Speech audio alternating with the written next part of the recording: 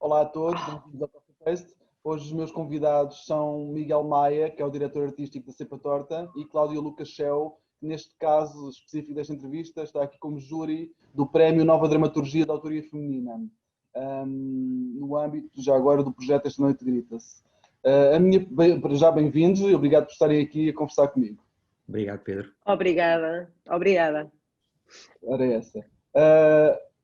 A primeira pergunta, se calhar, é mais dirigida para o Miguel também, para saber como é que surge este prémio Nova Dramaturgia da Autoria Feminina no âmbito do projeto Esta Noite Grita-se. Como é que surgiu esta ideia?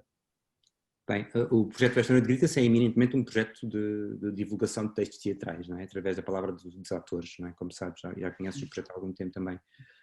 Começámos em 2017, de forma muito informal, mas o bom feedback que temos vindo a ter do público levou a que quiséssemos cada vez mais criar atividades para além da leitura dos textos que pudessem reforçar esta ideia de base, não é? Da divulgação do texto teatral.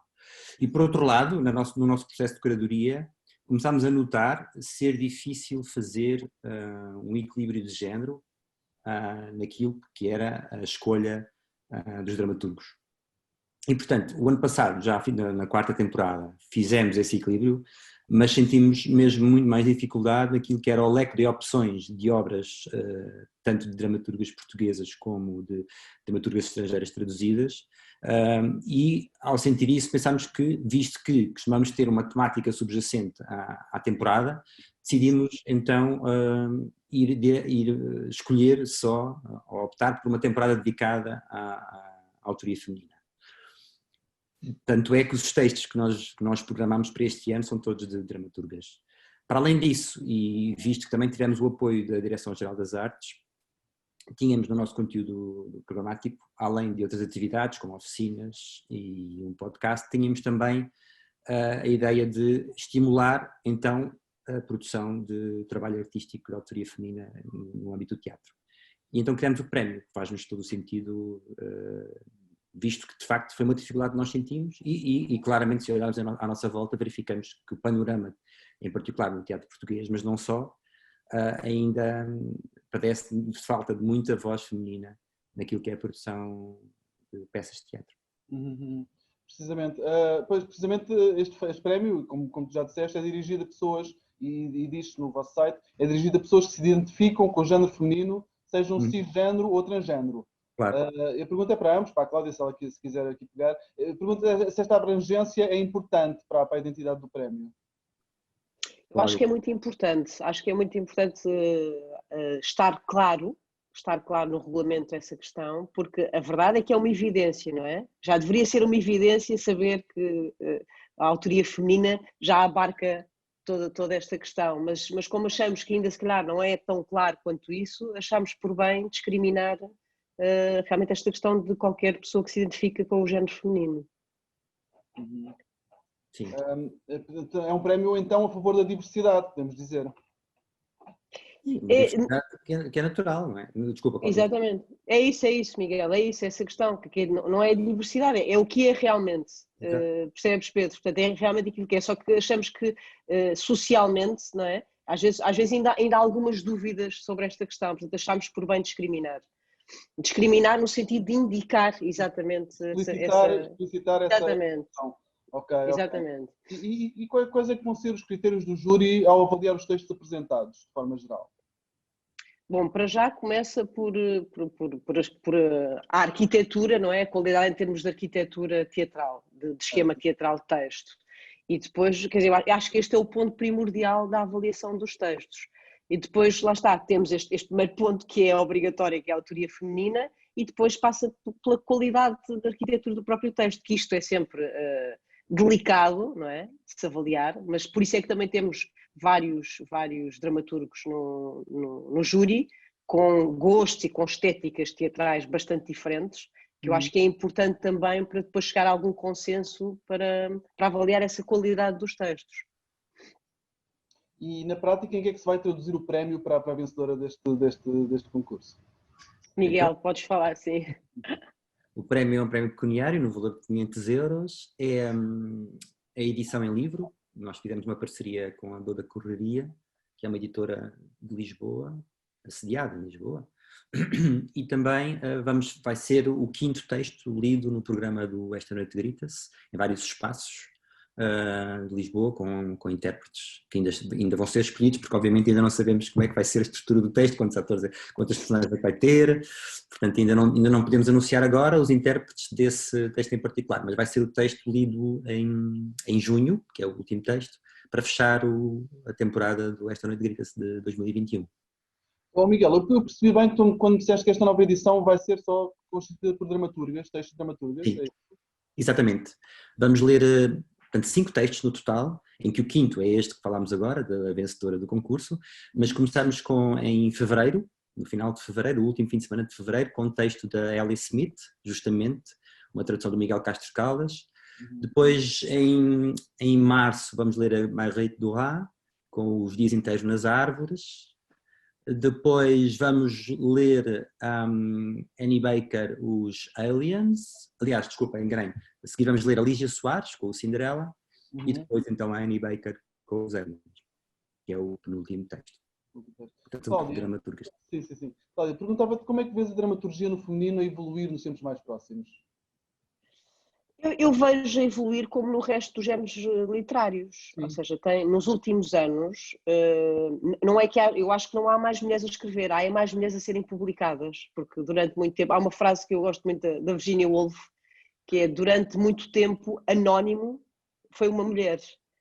E eu acho de facto que basicamente é isto que resume a questão da publicação dos textos de autoria feminina, não é? Durante muito tempo, acho que se calhar havia o mesmo número de mulheres e de homens a escrever, simplesmente as mulheres não eram publicadas, ou muitas vezes eram publicadas com um pseudónimo masculino. Com o nome do marido.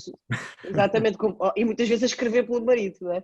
Portanto, eu acho que naturalmente, como nos outros géneros literários, como no romance e neste momento, eu não sei estatisticamente se corresponde ou não, mas a sensação que eu tenho é que saem muito mais livros por ano de autoria feminina, por exemplo, na ficção narrativa, do que na masculina, e acho que isto vai acabar por acontecer em todos os géneros, até por uma questão numérica, não é? Porque as mulheres estão em maioria no planeta, até é natural que... e que estão em maioria neste momento nos cursos superiores, portanto, há aqui e como este preconceito que ainda existe, não é? Não achemos que não existe, ainda existe aqui um esquema ainda maioritariamente masculino no mercado editorial, nos cargos de poder, atenção. Mas eu acho que naturalmente vai acabar por evoluir no sentido, pelo menos, de igualdade, se não de maioria de igualdade. Sim, aquilo que o Cláudio está a dizer também é consubstanciado por alguns estudos que já foram feitos. Em Portugal não há peso estatístico para fazer estudos, mas não existem estudos, na verdade. Existe um trabalho muito meritório da professora Eugénia Vasques, sobre as autoras de teatro no século XX, um levantamento exaustivo que foi feito. Mas, por exemplo, se nós formos consultar dados de uma ONG, agora não estou a lembrar o nome, americana, que nós citamos no nosso programa, é incrível perceber como, por exemplo, nos Estados Unidos, já foram feitos vários estudos acerca da prevalência e da importância e relevância das mulheres na produção teatral, e chega-se à conclusão que são altamente discriminadas, continuam a ser, e na verdade o teatro até se desviou um bocadinho da literatura no caso dos Estados Unidos, porque na facto a discriminação é maior naquilo que é a produção teatral, porque obedece também é diferente da literatura, diria, porque obedece, ou seja, tem que haver uma escolha de um diretor artístico, depois a peça pode ou não ser levada à cena, mas o que se verificou num estudo muito interessante da Emily Sands, que é o maior estudo do impacto económico do trabalho das mulheres no teatro nos Estados Unidos, verifica-se que as mulheres têm mais sucesso ou têm mais probabilidade de levar dos seus textos irem à cena, isto nos Estados Unidos, se escreverem sobre temas masculinos. Isso foi provado.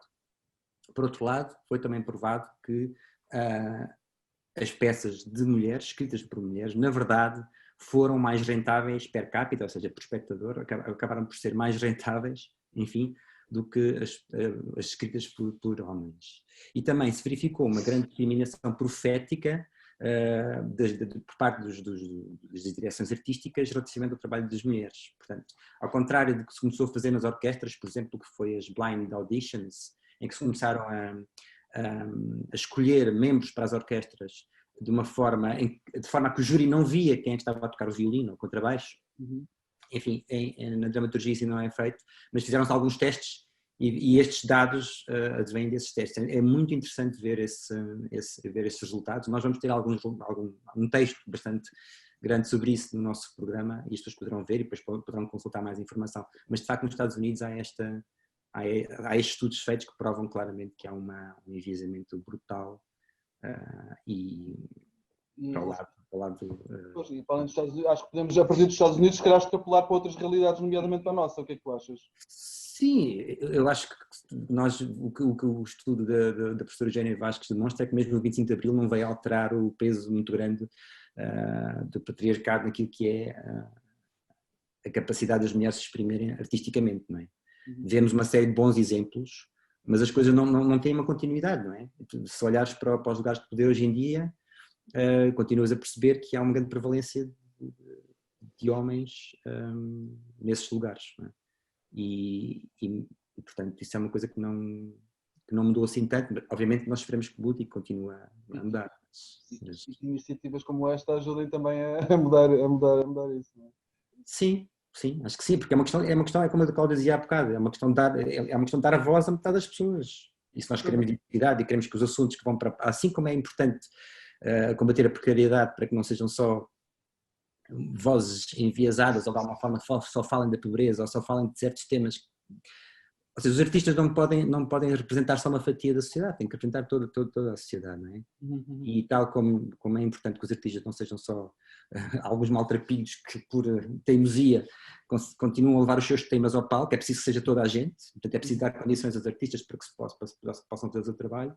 Também era importante que, obviamente, que nós não tivéssemos com metade da população calada a não poder levar os seus temas ao palco. Mesmo. Cláudia e Miguel, muito obrigado por estes minutos. Foi um gosto falar convosco. Obrigado, Pedro. Obrigada.